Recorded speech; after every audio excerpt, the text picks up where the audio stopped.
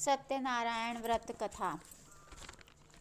पहला अध्याय। एक समय नैमिष नारायण तीर्थ में शौनकादि 88,000 ऋषियों ने श्री सूत जी से पूछा, हे प्रभु, इस कलयुग में वेद विद्या रहित मनुष्य को प्रभु भक्ति किस प्रकार मिलेगी तथा उनका उद्धार कैसे होगा।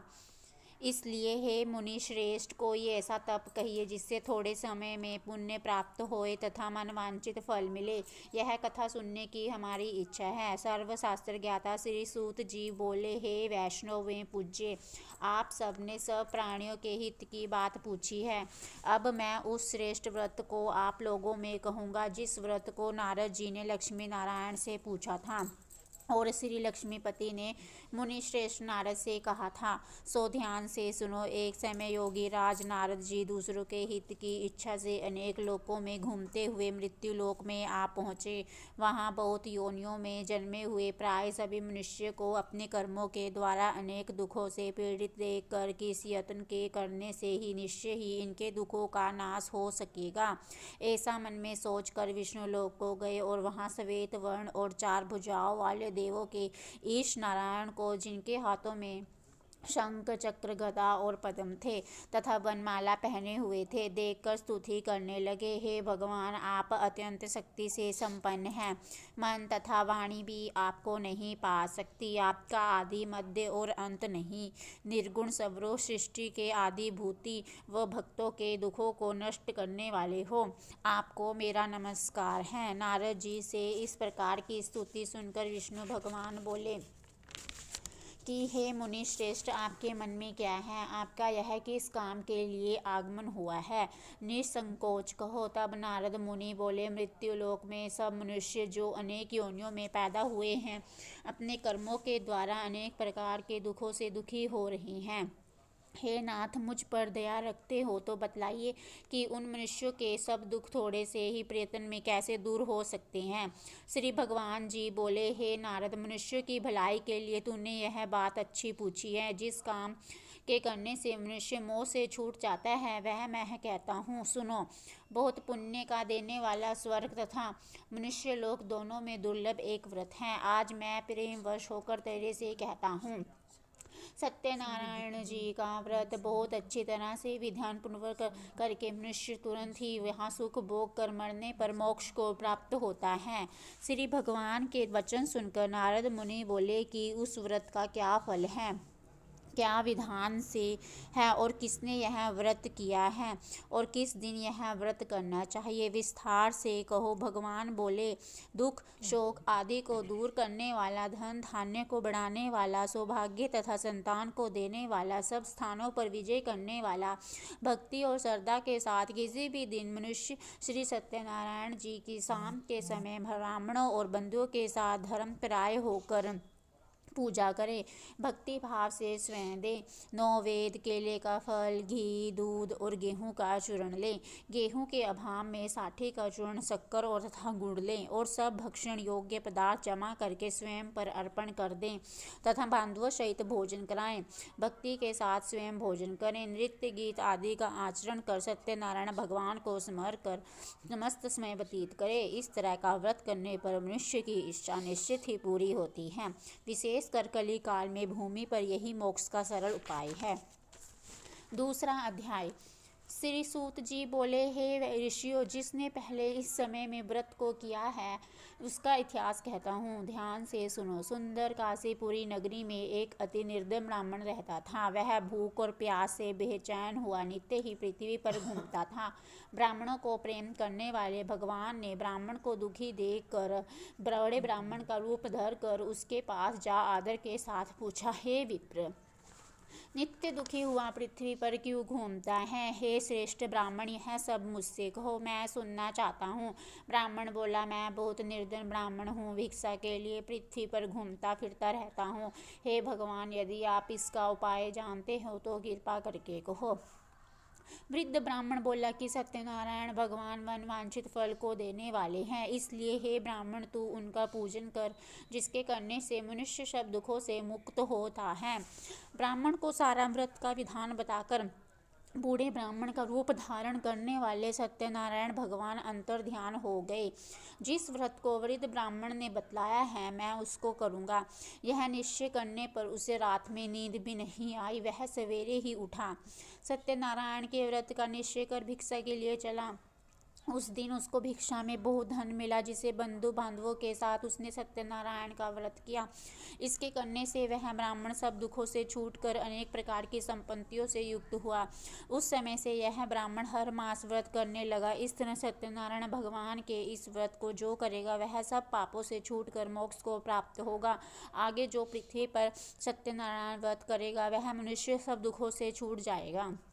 इस तरह नारद जी ने नारायण का कहा हुआ यह व्रत तुमसे कहा। हे विप्रियो, मैं अब और क्या कहूँ। ऋषि बोले, हे मुनीश्वरों, संसार में इस ब्राह्मण से सुनकर किस किस कर व्रत किया हम वह सब सुनना चाहते हैं। इसके लिए हमारे मन में श्रद्धा है। सूत जी बोले, मुनियों, जिसने इस व्रत को किया है सब सुनो।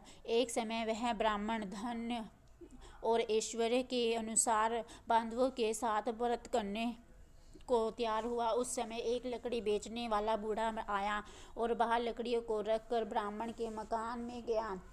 प्यास से दुखी लकड़हारा ने उसको व्रत करके देखकर लकड़हारा ब्राह्मण को नमस्कार कर कर कहने लगा कि आप यह क्या कर रहे हैं और इसके करने से क्या फल मिलता है, कृपा करके मुझे कहो।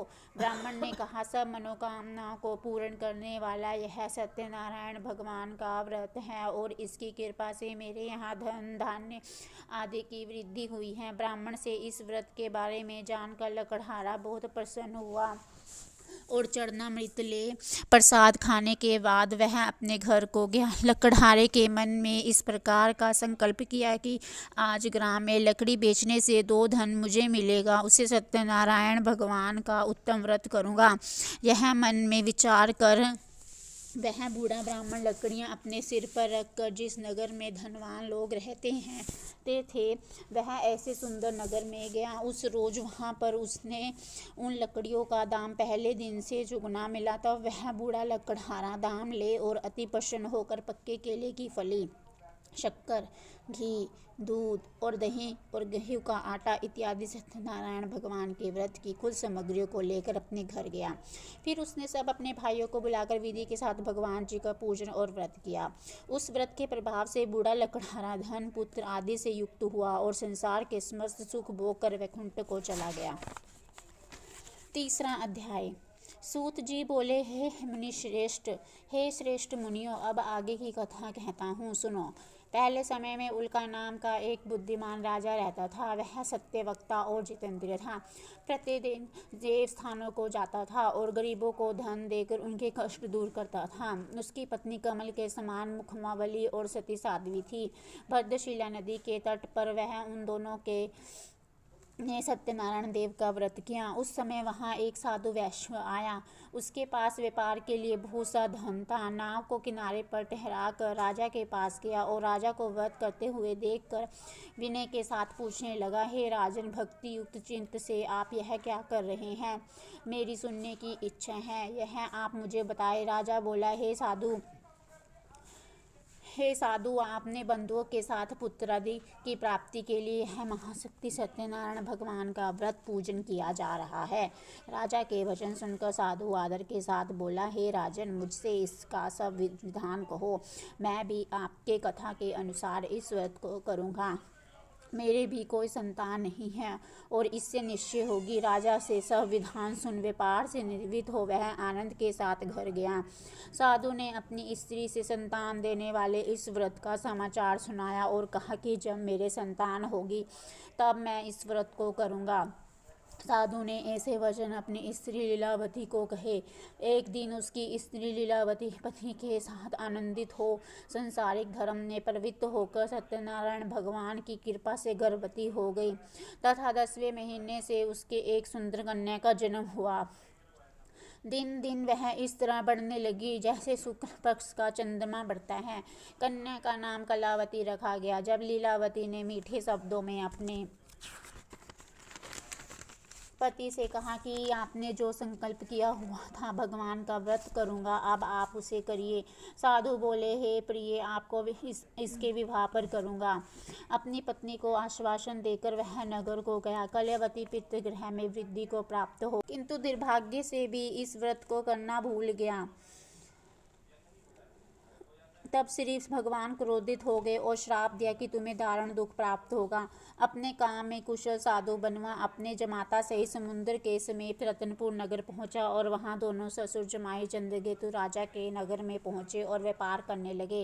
एक रोज भगवान सत्यनारायण की माया से प्रेरित कोई चोर राजा का धन चुराकर शीघ्र जा रहा था, किंतु पीछे से राजा के दूतों को आता देखकर चोर ने घबराकर भागते भागते धन को वहीं चुपचाप रख दिया जहाँ पर दोनों ससुर जमाई ठहरे हुए थे। तब दूतों ने उस साधु वैश्य के पास राजा के धन को रखा देखकर दोनों को बांध कर ले गए और प्रसन्नता से दौड़ते हुए राजा के समीप जाकर बोले, यह 2-4 हम पकड़ कर लाए हैं, देखकर आज्ञा दे। राजा की आज्ञा से उनको कठिन कारागार में डाल दिया गया और उनका धन राजा ने छीन लिया। उसी श्राप द्वारा उनकी पत्नी भी घर पर बहुत दुखी हुई और घर पर जो धन रखा हुआ था चोर चुरा कर ले गए। शारीरिक व मानसिक पीड़ा से भूख प्यास से अति दुखित हो अन्न की चिंता में कलावती एक ब्राह्मण के घर गई, जहां उसने सत्यनारायण का व्रत होते देखा। वहां उसने कथा सुनी तथा प्रसाद ग्रहण कर रात को घर आई। माता ने कलावती से कहा, हे पुत्री, दिनों में कहाँ रही, वो तेरे मन में क्या है? कलावती बोली, हे माता, मैंने एक ब्राह्मण के घर सत्यनारायण का व्रत देखा है। कन्या के वचन सुनकर लीलावती भगवान के पूजन की तैयारी करने लगी। लीलावती ने परिवार और बंधुओं के सहित भगवान का पूजन किया और यह वर मांगा कि मेरे पति और दामाद जी आ जावें और प्रार्थना की कि हम सबका अपराध क्षमा कर सत्यनारायण भगवान इस व्रत को संतुष्ट हो गए। और राजा चंद्रकेतु को स्वप्न में दिखाई दिए और कहा कि हे राजन, दोनों बंदी वैश्य प्रांत छोड़ दो और उनका सब धन जो तुमने ग्रहण किया है दे दो, नहीं तो तेरा धन, राज्य, पुत्र आदि सब नष्ट कर दूंगा। राजा को ऐसा वचन कहकर भगवान अंतर्ध्यान हो गए और प्रातःकाल राजा चंद्रकेतु ने सभा में अपना स्वप्न सुनाया और दोनों वाणिक पुत्रों को कैद से मुक्त कर सभा में बुलाया। दोनों ने आते ही राजा को नमस्कार किया। राजा मीठे वचनों से बोले, हे महानुभावों, भाग्यवश ऐसा कठिन दुख प्राप्त हुआ है, अब कोई भय नहीं। ऐसा कहकर राजा ने उनको नए नए वस्त्र भूषण पहनाए तथा उनका जितना भी धन लिया था उससे दुगना धन दिलवाकर विदा किया। दोनों वैश्य अपने घर को चल दिए। चौथा अध्याय। सूत जी बोले, वैश्यों ने मंगलाचार करके यात्रा आरंभ की और अपने नगर को चला। उनके थोड़ी दूर तक पहुंचने पर दंडी वेशधारी सत्यनारायण भगवान ने उनसे पूछा, हे साधु, तेरी नाम में क्या है? अभिमानिक वाणिक हंसता हुआ बोला, हे दंडी, आप क्यों पूछते हो? क्या धन लेने की इच्छा है? मेरी नाम में तो बेल तथा आदि पत्ते भरे हुए हैं। ऐश्वर्य का कठोर वचन सुनकर भगवान ने कहा कि तुम्हारा वचन सत्य हो। ऐसा कहकर दंडी वहां से चले गए और कुछ दूर जाकर समुद्र के किनारे बैठ गए। दंडी के जाने पर वैश्य ने नित्य क्रिया करने के बाद नाक को ऊंची उठी देख अचंबा किया तथा नाक में बेल आदि देखकर मूर्छित हो जमीन पर गिर पड़े। फिर मूर्छा खुलने पर बहुत शोक करने लगा। तब उसका दामाद बोला कि आप शोक न करें, यह दंडी का श्राप है, अंत उसकी शरण में चलना चाहिए, तब हमारी मनोकामना पूरी होगी। दामाद के वचन सुनकर वह दंडी के पास पहुंचा और अत्यंत भक्ति भाव से नमस्कार करके बोला, मैंने जो आपसे असत्य वचन कहे थे उसको क्षमा करो। ऐसा कहकर महान शोकातुर होकर रोने लगा। तब दंडी भगवान बोले, वाणिक पुत्र, मेरी आज्ञा से बार बार तुम्हें यह दुख प्राप्त हुआ है, तू मेरी पूजा से विमुख हुआ है। साधु बोला, हे भगवान, आपकी माया से मोहित ब्रह्मा आदि आपके रूप को नहीं जानते हैं, तब मैं अज्ञानी कैसे जान सकता हूँ? आप प्रसन्न होए, मैं सामर्थ्य के अनुसार आपकी पूजा करूंगा, मेरी रक्षा करो और पहले के समान नौका में धन भर दो। उनके भक्ति युक्त वचन सुनकर भगवान प्रसन्न हो गए, उसकी इच्छा के अनुसार वर देकर अंतर्ध्यान हो गए। तब उन्होंने नाव पर आकर देखा कि नाव धन्य से परिपूर्ण है। फिर वह भगवान सत्यदेव का पूजन कर साथियों सहित अपने नगर को चला। जब अपने नगर के निकट पहुंचा तब दूत को घर भेजा। दूत ने साधु के घर का जो इसकी स्त्री को नमस्कार कर कहा, साधु अपने दामाद सहित इस नगर के समीप आ गए। ऐसा वचन सुन सती ने बड़े हर्ष के साथ सत्यदेव का पूजन कर पुत्री से कहा, मैं अपनी पुत्री के दर्शन को जाती हूँ, तू कार्य पूर्ण करके शीघ्र आना। माता के वचन सुनकर कलावती प्रसाद छोड़कर पति के पास गई। प्रसाद की अवज्ञा के कारण सत्यदेव ने रुष्ट हो उसके पति को नाव सहित पानी में डिबो दिया। कलावती ने अपने पति को न देखकर रोती हुई जमीन पर गिर गई। इस तरह नौका मोड़ डूबा हुआ तथा कन्या को रोता देखकर साधु सहित दुखित हो बोला, हे प्रभु, मुझसे या मेरे परिवार से कोई भूल हो गई हो तो मुझे क्षमा करो। उसके दीन वचन सुनकर सत्यदेव प्रसन्न हो गए और आकाशवाणी हुई, हे साधु, तेरी कन्या मेरे प्रसाद को छोड़कर आई है, इसलिए इसका पति अदृश्य हुआ है। यदि वह घर जाकर प्रसाद खाकर लौटे तो इसे पति अवश्य मिलेगा। आकाशवाणी ने ऐसा वचन सुनकर कलावती ने घर पहुंचकर प्रसाद खाया। फिर उसने आकर अपने पति के दर्शन किए, तब वैश्य परिवार के सब लोग प्रसन्न हुए। फिर साधु ने बांधवों सहित सत्यदेव का विधि पूर्वक पूजन किया। उस दिन से हर ब्राह्मण हर पूर्णिमा व संक्रांति को सत्यनारायण का पूजन करने लगा। फिर इस श्लोक का सुख भोग कर स्वर्ग को चल दिया। 5वां अध्याय। सूत जी बोले, हे ऋषियों, मैं और भी कथा कहता हूँ, सुनो। प्रजा पालन में लीन त्रिग्वज नाम का राजा रहता था। उसने भी भगवान का प्रसाद त्याग कर बहुत दुख पाया है। एक समय वन में जाकर पशुओं को मारकर बड़ के पेड़ के नीचे खाया। उसने भक्ति भाव से ग्वालों को बांधवों से सत्यनारायण का पूजन करते देखा। राजा देखकर भी अभिमान वंश ना गया और ना ही नमस्कार किया। जब ग्वालों ने भगवान का प्रसाद उसके सामने रखा तो वह प्रसाद को त्याग कर अपनी सुंदर नगरी को चला गया। वहां उसने अपना सब कुछ नष्ट पाया तो वह जान गया कि यह सब भगवान ने किया है। तब यह विश्वास कर ग्वालों के समीप गया और विधि पूर्वक भोजन कर प्रसाद खाया तो सत्यदेव की कृपा से सब जैसा था वैसा हो गया तथा सुख भोग कर मरने पर स्वर्ग लोक को गया। जो मनुष्य इस परम दुर्लभ व्रत को करेगा, भगवान की कृपा से धन धान्य की प्राप्ति होगी। निर्धन धनी होते हैं, बंदी बंधन से मुक्त होकर निर्भय हो जाता है, संतानहीनों को संतान प्राप्त होती है, सब मनोरथ पूर्ण होकर अंत में बैकुंठ धाम को जाता है। जिन्होंने पहले इस व्रत को किया है उसके दूसरे जन्म की कथा कहता हूँ।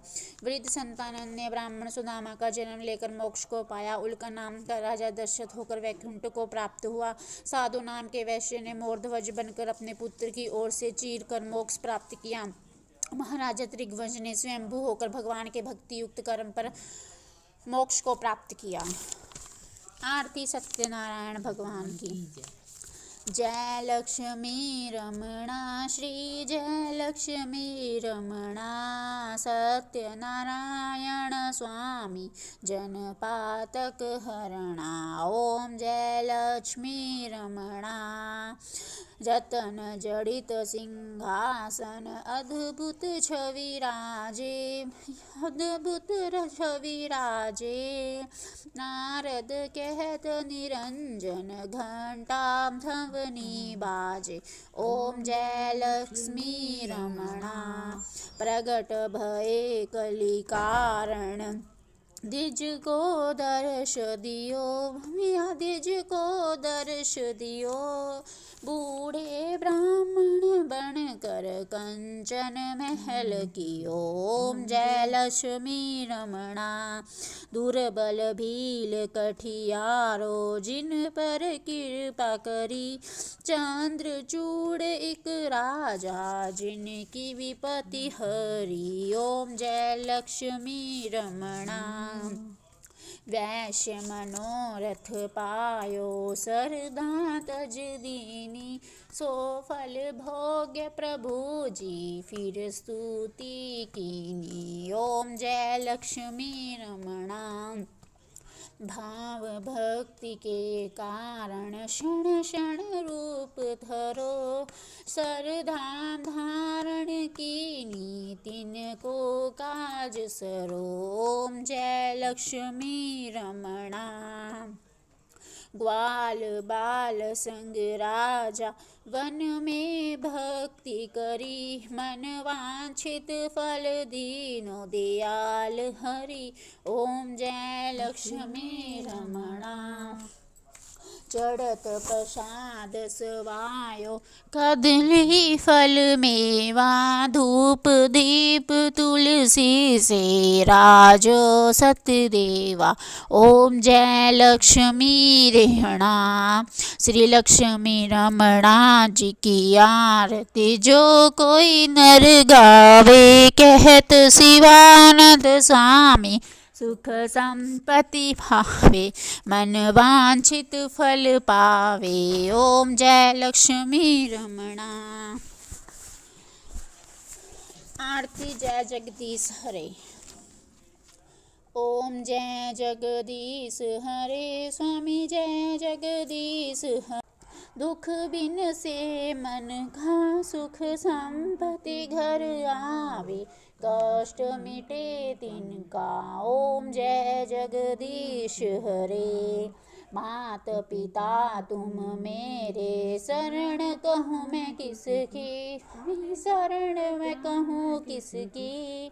तुम बिन और न दूजा, आस करूँ मैं किसकी। ओम जय जगदीश हरे।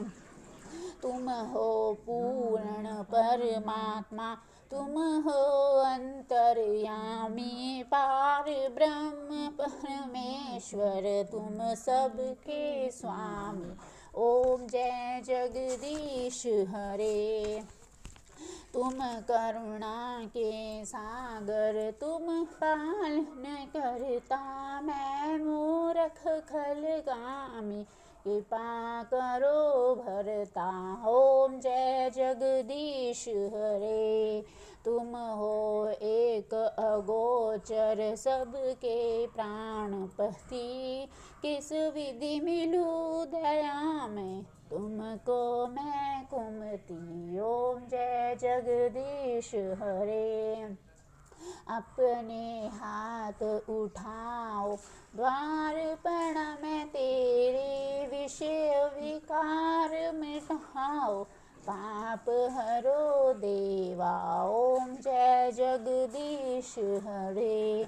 सरदा भक्ति बढ़ाओ, संतन की सेवा। ओम जय जगदीश हरे, स्वामी जय जगदीश हरे।